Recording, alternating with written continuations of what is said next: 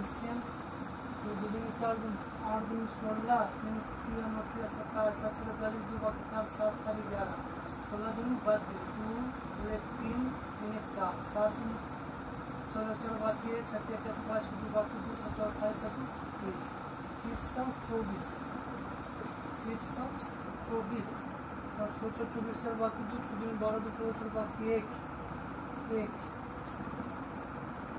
1 छुट्टियाँ 18।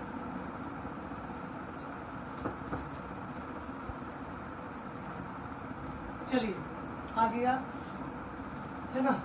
तो थोड़ा सा इसे ध्यान दें कैलकुलेशन पर, थोड़ा सा भी अगर यदि गलती यदि हो जाएगा तो फिर आपको भी परेशानी का सामना करना पड़ेगा। ठीक है बच्चों, तो चलिए LHS बराबर RH। ठीक है, चलिए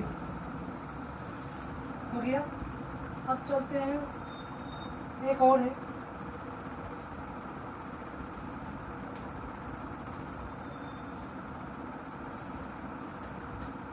question number 3।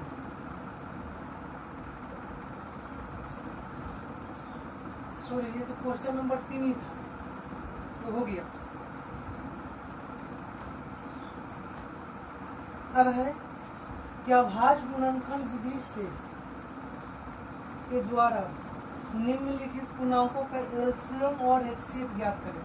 Question number 3 first, पहला में है 12 है, 15 है, 21। यहाँ पर निकालना है आपको एलसीएम और एचसीएफ ज्ञात करना है, एलसीएम और एचसीएफ ज्ञात करना है। तो चलिए ध्यान देंगे, यहाँ पर 12 को तोड़ेंगे, 2 दूनी 4 3 12, यानी कि 2 पर घात 2 गुना 3। 15 को तोड़ेंगे तो 3 गुना 5। 21 को तोड़ेंगे 3 7 21। अब यहाँ पर हमको एलसीएम निकालना है, एलसीएम। तो एलसीएम में क्या होता है कि जो सभी में शामिल हो उसको भी लिखते हैं और यदि शामिल ना हो उसको भी लिखते हैं। यहाँ पर देख रहे हैं कि 2 जो है किसी में भी शामिल नहीं है, तो चलिए 2 किसी में भी शामिल नहीं है, तो यहाँ पर जो है वही लिखाएगा। 2 पर घात 2 किसी में भी नहीं है, तो जो 2 पर घात 2 आ गया। फिर देख रहे हैं कि 3 सभी में शामिल है, 3 जो है सभी में शामिल है कि नहीं। तो 3 सभी में शामिल है तो शामिल वाला को लिखेंगे, है ना। तो शामिल रहेगा उसको भी लिखना है, शामिल नहीं है उसको भी लिखना है। तो 3 शामिल है तो 3 लिखा गया, 2 शामिल नहीं है तो 2 पर घात 2 था तो लिखा गया। 5 किसी में भी शामिल नहीं है तो 5 हो गया। 7 किसी में भी शामिल नहीं है तो 7 हो गया। अब इसको गुना करेंगे तो 2 का स्क्वायर 4 3 12 25 60 और 7 6 42 420 हो गया एलसीएम। एचसीएफ की बात की जाए तो देखना है कि कौन है जो सभी में शामिल है। तो देख रहे हैं कि 3 ही एकमात्र ऐसा अंक है जो कि सभी में शामिल है। यहाँ पर आपका एचसीएफ क्या आ गया 3। ठीक है बच्चों, तो चलिए आगे बढ़ते हैं।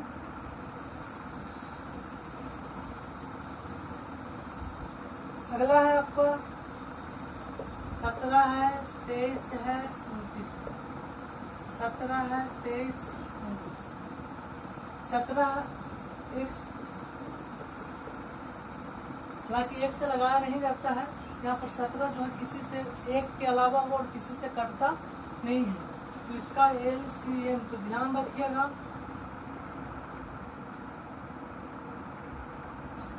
कि अभाज्य संख्या का जो लसा जो होता है ना, अभाज्य संख्या का जो लसा होता है संख्या के गुणनफल के बराबर होता है। 2 अभाज्य संख्या का जो लसा होता है वो 2 गुणनफल के उनके गुणनफल के बराबर होता है। चाहे 2 अभाज्य संख्या हो या 2 से अधिक अभाज्य संख्या हो तो उनका लसा जो है उन्हीं के गुणनफल के बराबर होगा। तो यहाँ पर तीनों के तीनों देख रहे हैं कि क्या है अभाज्य संख्या। 17 भी अभाज्य है, 23 भी अभाज्य है और 29 भी अभाज्य है। तो इनका एलसीएम में निकालेंगे तो क्या होगा, तो इन्हीं के गुणनफल के बराबर होता है। यानी कि 17 गुना 23 गुना 29।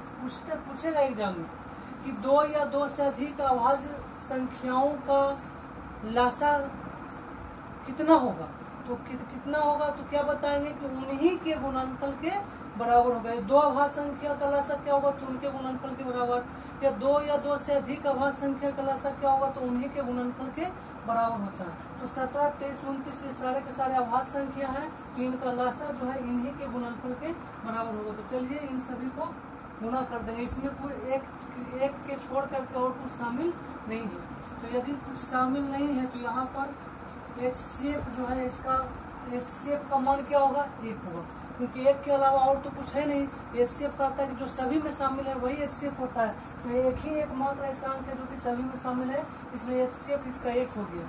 LCM तो इसको गुना करते हैं तो 17 गुना 23 करेंगे तो 17 का इसके 1 बाकी 2, 3 2 5 करते हैं कॉमन, 17 दूनी 34, 1 5 4 9 3, 391। अब 29 से गुना करेंगे, 9 9 81 के 1 बाकी 8 8 9 27 और 8 35, 2 9 2 18 का बाकी है 3 6 1 7, तो आ गया 9 3 8 13 3 बाकी 1 7 3 10 1 11। ये हो गया आपका आंसर, ये हो गया LCM और HCF। तो यहाँ पर याद रखेंगे कि दो अभाज्य संख्याओं का लसा उनके गुणनफल के बराबर होगा, या दो से अधिक अभाज्य संख्याओं का लसा जो है उनके गुणनफल के बराबर होगा, और मासा 1 होगा। चाहे दो अभाज्य संख्या हो चाहे दो से अधिक अभाज्य संख्या हो, लसा बोले तो गुणनफल के बराबर, मासा बोले तो 1। ठीक है, तो चलिए आगे बढ़ते हैं। अगला है 8 है 9 है 25, 2 दूनी 4 दूनी 8, 9 के टोटल यहाँ पर 2 पर घात आ जाएगा 3, 3 पर घात आ जाएगा 2 और 5 पर भी घात 2, है कि नहीं। इसका LCM यदि निकालेंगे LCM, तो यहाँ पर देख रहे हैं कि कोई है जो कि किसी में शामिल नहीं है। तो जब कोई के शामिल है ही नहीं तो कोई शामिल नहीं है तो उसका HCF तो हो गया कितना 1। जब शामिल नहीं है तो 1 है, 1 तो हर किसी में शामिल होता है, तो HCF तो 1 आराम से आ गया। अब LCM है जो कहीं कोई शामिल है ही नहीं है, तो क्या करेंगे, सबको आपस में गुणा कर देंगे। तो 9 8 72 तो 25 से गुना करें तो 25 दूनी 50 के 0 बाकी हम 5, अब 25 7 75 से 175, अब 5 180, 5 दूनी 10 बाकी 7 35, 40, 7 35 और 4 40 के शून्य बाकी 4 और 7 दूनी 14 4 5। तो ये जो है आपका LCM हो गया और HCF हो गया। तो चलिए अब आगे बढ़ते हैं। अगला क्वेश्चन है आपका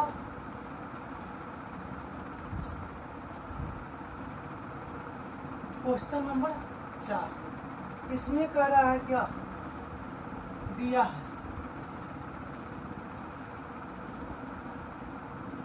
कि HCF 357 यानी दो संख्याओं का HCF 9 है। दो संख्या कौन कौन है, 306 है, 657 है, जिसका दो संख्या है जिसका HCF 9 है। यानी कि यहाँ 3 चीज दिया हुआ है देखा जाए तो। एक तो दो संख्या है कि एक संख्या है 306, एक संख्या है 657, और तीसरा में दिया हुआ HCF 9, यानी 3 मान यहाँ दिया हुआ है। हमको निकालना है LCM। तो शायद अभी फॉर्मूला पढ़े थे कि दो संख्याओं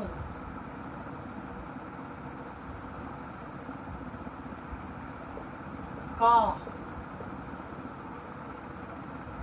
गुणनफल LCM गुना HCF ये क्या होगा, बराबर होगा।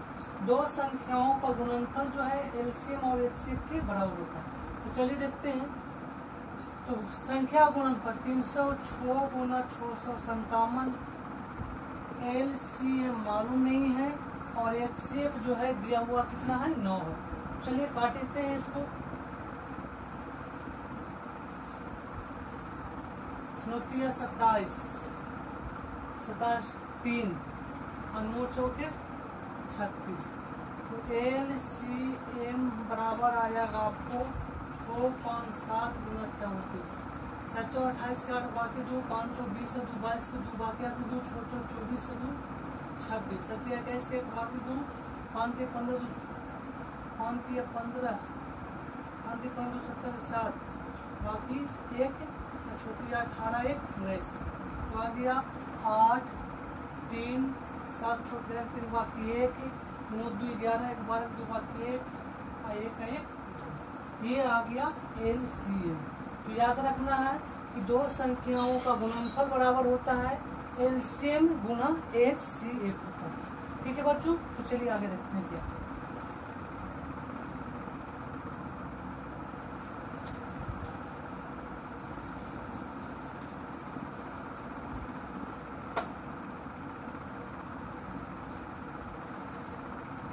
क्वेश्चन नंबर 5 यहाँ पर कह रहा है कि जांच कीजिए कि क्या किसी प्राकृत संख्या n के लिए संख्या 6 पर पावर n अंक 0 पर समाप्त होगा। तो चलिए देखते हैं। 6 पर पावर n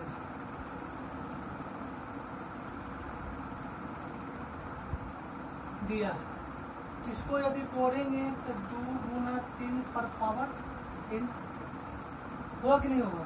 तो चलिए, नियम कहता है कि कोई भी संख्या 0 पर समाप्त तभी हो सकती है जब उसके अभाज्य गुणनखंड छोटा छोटा टुकड़ा करने पर जो है ना, उसमें 2 और 5 दोनों शामिल होने चाहिए। अगर दोनों में से यदि एक भी यदि नहीं है तो 0 पर समाप्त नहीं होगा। ठीक है, तो चलिए यहाँ पर देखते हैं। 6 पर पावर n है, तो यहाँ पर 2 तो है पर 5 नहीं है, यानी कि हम कह सकते हैं कि 6 पर पावर n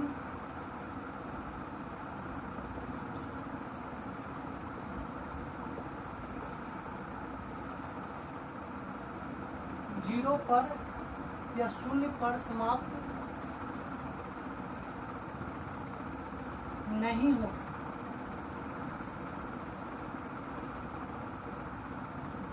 क्योंकि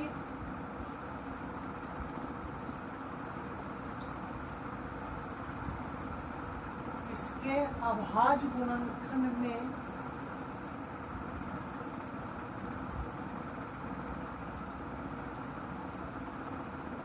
पांच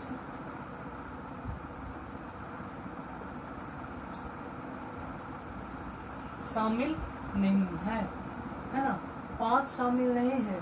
इसका मतलब क्या हुआ, यानी इसका मतलब जो परिभाषा कहता है कि 0 पर समाप्त होगी जब इसके अभाज्य गुणनखंड में 2 और 5 दोनों शामिल होनी चाहिए, और यदि दोनों में से यदि एक भी नहीं है तो 0 पर समाप्त नहीं होगी। तो हम कह सकते हैं 6 पे पावर n 0 पर समाप्त नहीं होगी क्योंकि इसके अभाज्य गुणनखंड में 5 शामिल नहीं है, यानी 5 शामिल नहीं है, 2 है पर 5 नहीं है। या ऐसे लिख सकते हैं, इसके अभाज्य गुणनखंड में 2 है पर 5 नहीं है। इसके अभाज्य गुणनखंड में 2 है तो 5 नहीं है, इसलिए ये 0 पर समाप्त नहीं है। चलिए आगे देखते हैं। क्वेश्चन नंबर 6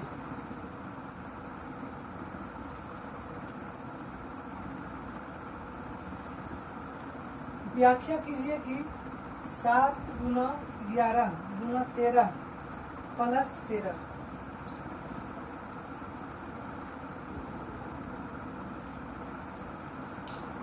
माना कि a बराबर 7 गुना 11 गुना 13 जोड़ 13। तो चलिए 13 कॉमन लेते हैं, तो 11 सत्ते 77, 11 सत्ते 77। 13 कॉमन लेने का मतलब हो कि यहाँ पर भी एक, यहाँ पर भी, तो इधर 11 सत्ते 77 और जोड़ 1, तो 13 गुना 78। तो आ जाएगा गुना करने पर 8 या 24 के 4 बाकी हाथ में 2, सत्या 21 दू 23, 78, 4 8 3 11 और 7 2 9 1 10, तो आ गया 1014। तो ये का मान कितना आ गया 1014। बी, मान लीजिए कि बी है 7 गुना 6 गुना 5 गुना 4 गुना 3 गुना 2 गुना 1 जोड़ 5। तो चलिए यहाँ पर 5 बाहर कर लेते हैं। तो 5 बाहर करने का मतलब 5 को छोड़ के सबको गुना कर देंगे, तो आएगा 7 छक्का 42, अब 5 को छोड़ देना, 4 3 12 दूनी 24, 4 दूनी 8, 4 4 16, 2 दूनी 4, 4 दूनी 8, 8 4 4 10, 8 9 1 10, 1008।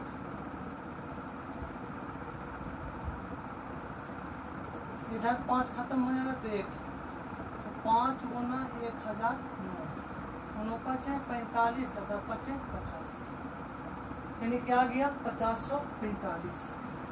ठीक है, तो यहाँ पर पूछ रहा है कि ए और बी भाज्य संख्या है या नहीं। यहाँ पर हम देख रहे हैं, लिखेंगे क्या आता है, ए और बी भाज्य संख्या है, क्योंकि ए और बी भाज्य संख्या है क्योंकि ए और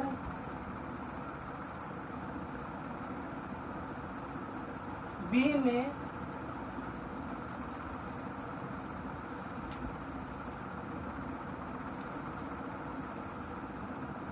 तीन या तीन से अधिक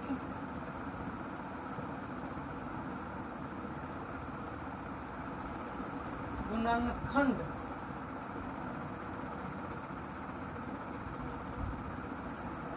ए और बी में 3 या 3 से अधिक गुणनखंड होंगे। ठीक है बच्चों, तो चलिए फिर से ध्यान देंगे कि ए और बी भाज्य संख्या है, क्यों? क्योंकि ए और बी में 3 या 3 से अधिक गुणनखंड होंगे। कैसे? तो भाज्य संख्या किसे कहते हैं? तो भाज्य संख्या जो है, जिसमें भाज्य संख्या उसे कहते हैं जो एक या अपने आप के अलावा किसी अन्य संख्या से भी विभाजित हो जाए। यानी कहने का मतलब या कह सकते हैं हम आसान भाषा में कि जिनके 3 या 3 से अधिक गुणनखंड हो वो है भाज्य संख्या, और जिनके केवल 2 गुणनखंड होंगे वो होगा अभाज्य संख्या। तो यहाँ पर जो 1014 है, इसको जब हम तोड़ेंगे तो 3 से अधिक गुणनखंड होंगे। यहाँ पर 3 हटा 3 हो हटा देते हैं कि 3 से अधिक गुणनखंड होंगे।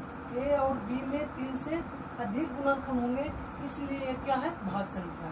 और यदि 2 ही गुणनखंड होता तो क्या होता? अभाज्य संख्या। लेकिन यहाँ पर देख रहे हैं कि 3 से अधिक गुणनखंड है, इसलिए ये क्या है? भाज्य संख्या। अभाज्य संख्या नहीं है।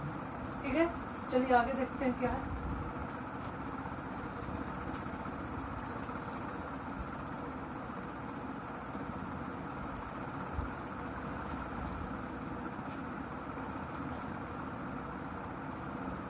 क्वेश्चन नंबर 7 कहता है कि किसी खेल में के मैदान के चारों ओर एक वृत्ताकार पथ है। इस मैदान का एक चक्कर लगाने में सोनिया को 18 मिनट लगते हैं, जबकि इसी मैदान का एक चक्कर लगाने में रवि को 12 मिनट लगते हैं। मान लीजिए कि वे दोनों एक ही समय एक ही स्थान पर एक ही समय पर चलना प्रारंभ करके एक ही दिशा में चलते हैं, तो कितने समय बाद वे पुनः प्रारंभिक स्थान पर मिले। तो चलिए देखते हैं।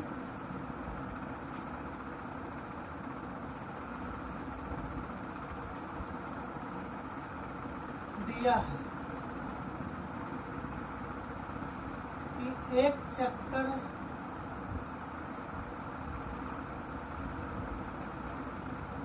लगाने में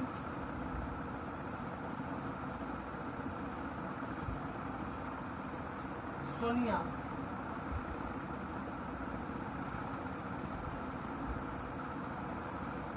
18 मिनट लेती है। एक चक्कर लगाने में शून्य जो है 18 मिनट लेती है।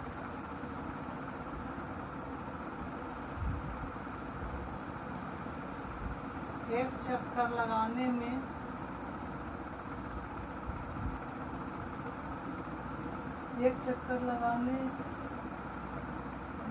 रवि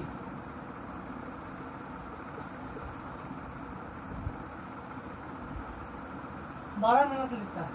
तो चलिए इसको तोड़ेंगे। 18 को यदि हम तोड़ेंगे तो आएगा आपको यानी कि 2 गुना 3 पर पावर 2 है ना।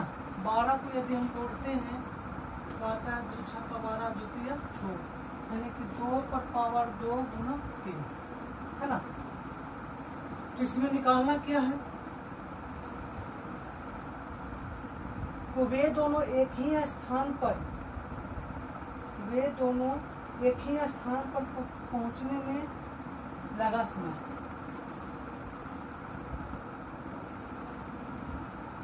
तो वे दोनों को एक ही स्थान पर पहुंचने में लगा समय है ना। तो इसमें क्या करेंगे,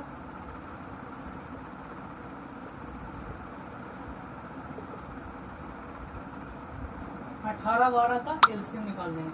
चलिए देखते हैं। देख रहे हैं कि दोनों में 2 शामिल है। तो घात के आधार पर देखा जाए तो हम बताए हैं कि लासा में किस में लेना है ज्यादा घात को। तो 2 शामिल है तो इसमें ज्यादा घात वाला 2 है, घात 2 है। 3 भी दोनों में शामिल है तो यहाँ पर जो ज्यादा घात वाला घात में 3 का घात ज्यादा में 2 है। अब इसको गुना कर देंगे तो 9 चौके 36 मिनट। ये हो गया आपका आंसर। तो चलिए बच्चों, आपका एनसीईआरटी बुक का या बीटीसी बुक का 1.2 प्रश्नावली समाप्त हो गया है। अब हम लोग पढ़ेंगे 1.3 प्रश्नावली। वो है जो आगे जो है अगले दिन जो है अगले वीडियो में हम आपको 1.3 चैप्टर का सलूशन देंगे। ठीक है बच्चों, तो थैंक यू, धन्यवाद।